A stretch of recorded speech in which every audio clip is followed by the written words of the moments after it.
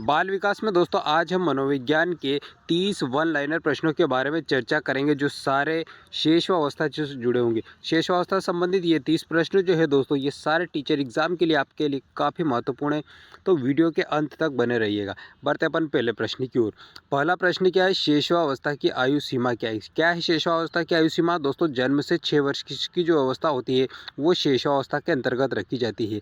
लेकिन दोस्तों ये सब प्रश्न जीन पियाजे के संबंध में, इसलिए जन्म से 2 वर्ष तक की आयु जो है ये इसे संवेदी गामक अवस्था कहा जाता है, इसलिए शेष अवस्था की आयु जन्म से 2 वर्ष तक की मानी गई है। तो मनोविज्ञान के अनुसार दोस्तों जन्म से 6 वर्ष तक की आयु शेषावस्था के अंतर्गत आती है। दूसरा प्रश्न है हमारा, शेषावस्था को विकास का कौन सा चरण माना जाता है? दोस्तों शेषावस्था जो इन्फेंसी स्टेज होती है इसे विकास का कौन सा चरण माना जाता है? दोस्तों इसे तीव्रतम विकास चरण माना जाता है, क्योंकि इस अवस्था में क्या होता है, शारीरिक विकास हो या मानसिक विकास हो, सामाजिक विकास या फिर संवेगात्मक विकास, हर प्रकार का विकास दोस्तों इस अवस्था में क्या होता है कि तीव्र गति से होता है। इसीलिए इस अवस्था को तीव्रतम विकास का चरण माना जाता है शेषावस्था को। अगला प्रश्न है, शेषावस्था में विकास का मुख्य क्षेत्र कौन सा होता है? शेषावस्था जो है इसमें विकास का मुख्य क्षेत्र क्या होता है? तो दोस्तों इसमें सबसे अधिक शारीरिक विकास और संवेदी विकास सबसे अधिक होता है। तो विकास का मुख्य क्षेत्र क्या है शेषावस्था में? शारीरिक विकास और संवेदी विकास। अगला प्रश्न है, शिशु जन्म के समय शिशु का औसत वजन कितना होता है?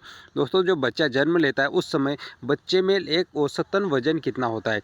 तो 2.5 किलो से 3.5 किलोग्राम तक का वजन होता है जन्म के समय बच्चे में। अगला प्रश्न है, शेषावस्था में विकास की दिशा क्या है? शेषावस्था में जब बच्चे का जो जन्म होता है तो उसका विकास किस प्रकार से होता है? तो शारीरिक विकास के बारे में पूछा गया है, तो सिर से पैर की ओर विकास होता है शेषावस्था के बच्चे का। इसे सेफालोडोर विकास के नाम से भी जाना जाता है। इसे हिंदी में दोस्तों मस्तकोद्भवमुखी प्रक्रिया के नाम से भी जाना जाता है। कौन सी प्रक्रिया? मस्तकोद्भवमुखी। अगला प्रश्न है दोस्तों, शरीर के केंद्र से बाहर की ओर के विकास को क्या कहा जाता है? दोस्तों शरीर के अंदर से बाहर की ओर जो विकास होता है उस विकास को क्या कहते हैं? उस विकास को दोस्तों प्रोक्सिमोडिस्टल विकास के नाम से उसे जाना जाता है। अगला प्रश्न है, शेषावस्था में सबसे पहले कौन सी इंद्रियां विकसित होती है? सबसे पहले किस प्रकार की इंद्रियां विकसित होती है? दोस्तों स्पर्श इंद्रियां सबसे पहले विकसित होती है। कौन सी इंद्रियां? स्पर्श इंद्रियां। बालक जो होता है शेषावस्था का, वो हर प्रकार की वस्तुओं, खिलौनों, घर के कई सामानों को छूकर महसूस कर उसके विकास हो, चाहे मानसिक विकास, सामाजिक विकास, हर प्रकार के विकास उसको छू के ही स्पर्श करके महसूस करता है। अगला प्रश्न है, शिशु कब तक माँ की आवाज़ पहचानने लगता है? दोस्तों काफ़ी इंपॉर्टेंट प्रश्न है और कई बार एग्जामों में पूछा गया है। शिशु कब तक माँ की आवाज़ को पहचानने लगता है? तो दोस्तों जन्म के कुछ दिनों बाद ही, लगभग सप्ताह भर में ही बच्चा जो होता है वो अपनी माँ की आवाज़ को पहचानने लगता है। नेक्स्ट प्रश्न है दोस्तों, शिशु सामाजिक मुस्कान कब दिखाई देती है? शिशु जो होता है बालक में सामाजिक मुस्कान कब दिखाई देती है? तो 2 से 3 महीने का बालक जो है ये दोस्तों मुस्कुराने लगता है। 2 से 3 माह के बालक में मुस्कुराहट आने लगती है, यानी मुस्कान देने लगता है।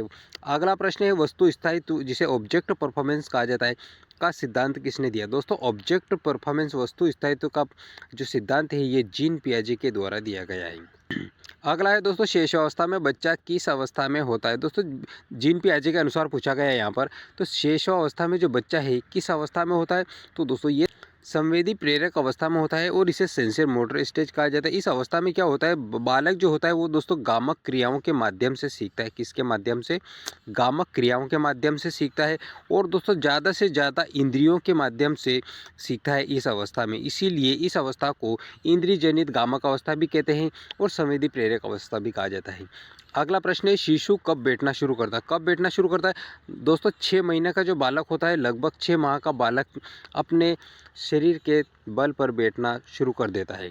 अगला प्रश्न है, शिशु कब चलना शुरू करता है? तो दोस्तों ये 12 से 15 माह का जो बालक है ये चलना भी शुरू कर देता है। वर्ष से लेकर 1.5 वर्ष तक का जो बालक होता है वो चलना शुरू कर देता है। शिशु का पहला शब्द कब आता है? दोस्तों लगभग 1 वर्ष में बालक सबसे पहला शब्द बोलता है। 1 वर्ष का जो बालक होता है वो बोलने लगता है और उसका पहला शब्द होता है।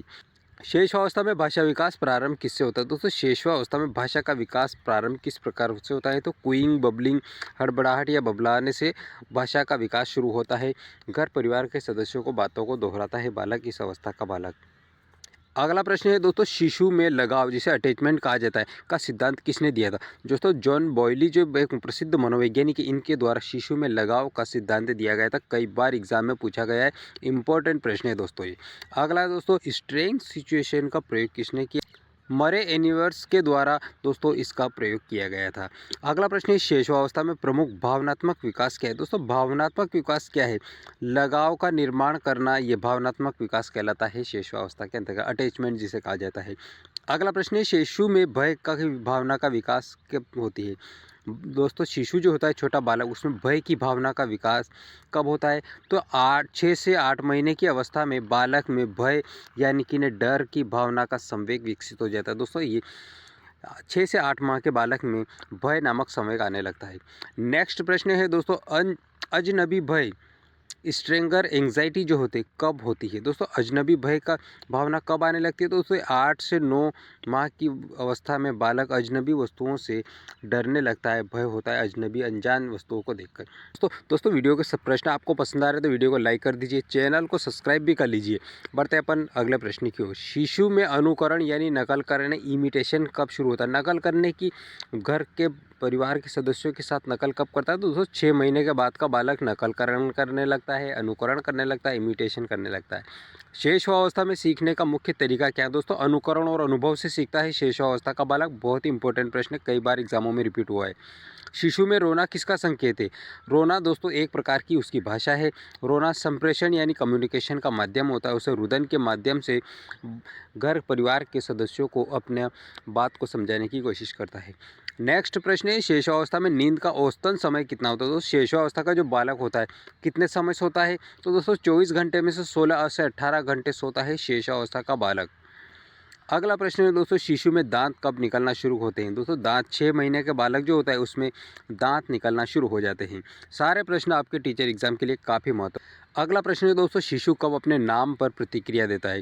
दोस्तों अपने नाम जो बालक का नाम रख लिया जाता है उस पर कब प्रतिक्रिया देना शुरू कर देता है?